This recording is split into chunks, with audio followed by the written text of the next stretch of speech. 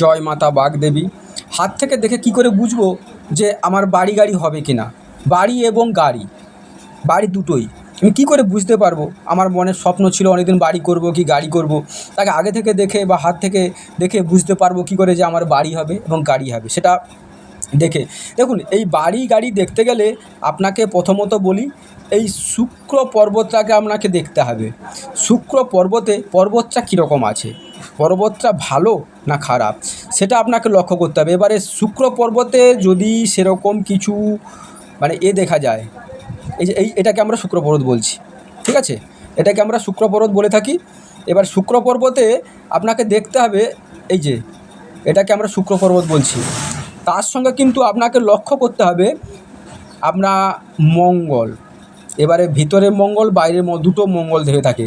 এবার দুটো মঙ্গল, এটাকে আমরা বলি বাইরের মঙ্গল আর এটাকে বলি ভিতরের মঙ্গল, ঠিক আছে? এই দুটো মঙ্গলকে লক্ষ্য করতে হবে। মঙ্গল কিন্তু আমাদের বাড়ির কারক গ্রহ আর গাড়ির কারক গ্রহ শুক্র, ঠিক আছে?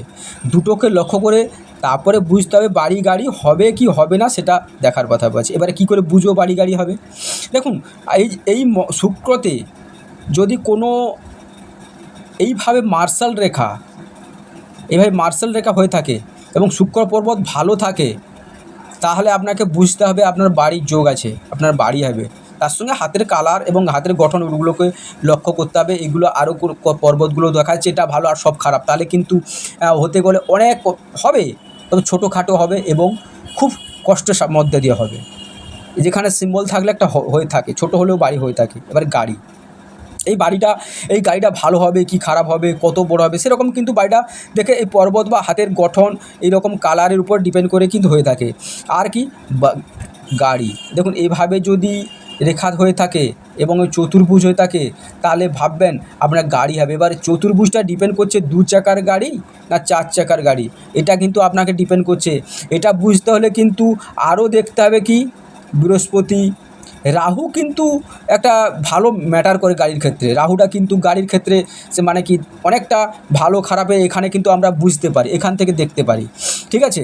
এবারে এরকম করে তো হয় না, পুরো ডিটেলস দেখে বলতে হয়। এবার এইভাবে ছোটোখাটো ব্যাপারে বুঝতে গেলে আপনাকে এইখানে এইভাবে দেখতে হবে। এখানে বলতে গেলে 2 চাকার গাড়ি বোঝাচ্ছে, এবার 4 চাকার গাড়ি হবে কিনা, এখানে দেখবেন কোনো চতুর্ভুজটা খুব স্বতন্ত্র চতুর্ভুজ, কোনো কাটাকেটু নেই, ভালোভাবে হয়ে আছে, তাহলে বুঝতে হবে আপনার কিন্তু 4 চাকার গাড়ি হয়ে যাবে, ঠিক আছে? এবার আরও কিছু যেটা দেখবেন আর হাতটা আপনি কালারগুলো দেখে তারপর ডিসিশন নিতে পারবেন। নমস্কার, চ্যানেলের সঙ্গে থাকবেন, সাবস্ক্রাইব করবেন।